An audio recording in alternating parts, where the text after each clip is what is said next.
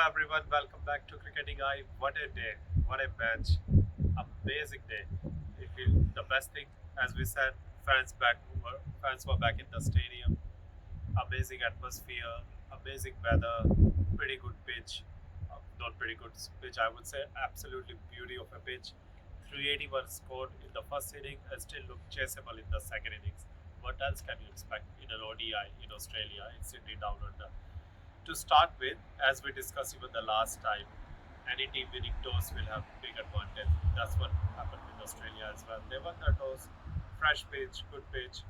Indian bowlers lacked match fitness, lacked match practice a bit, as we saw. Mentally, they were maybe not ready for ODI cricket in a way. Like as Virat Kohli said, they haven't played for a while. It's post-COVID. They're playing their first like big game, long game.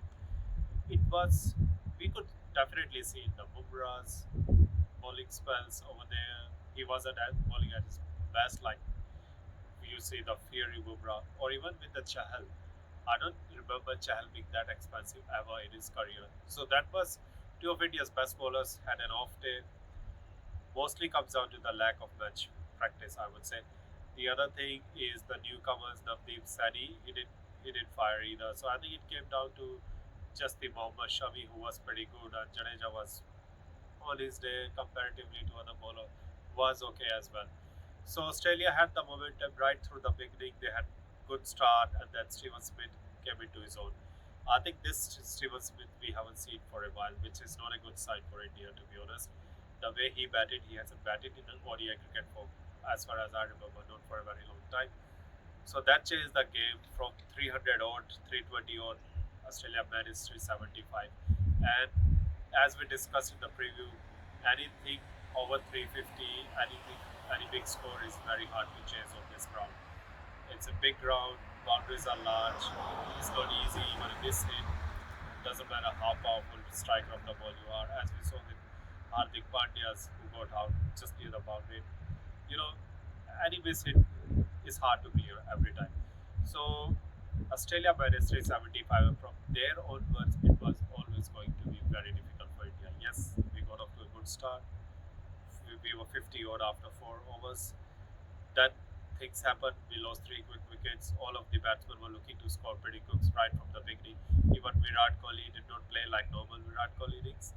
He looked like dominating. He wanted to dominate right from the beginning. That's what he said in the press conference as well. But at the end of the day, you can't blame them. Such a big total, you can't take your time and get set in and start hitting. So that's what they were trying to do right. So they were trying to hit right from the beginning. Didn't click this time. But if you look at the overall result, India did fight till the end. Almost the Pandya's partnership with Shikhar Dhawan was one of the major reasons India was still in the game for up to 40th over, considering the fact that we lost 4 wickets just before around 15th over.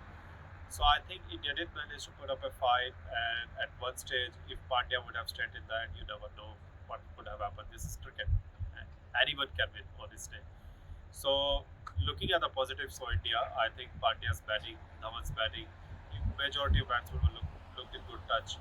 So I think coming into the second one is going to be a similar kind of wicket, and pretty much the same wicket I would say, but bit slower because of already a match being played on this with the weather. It's been very hot.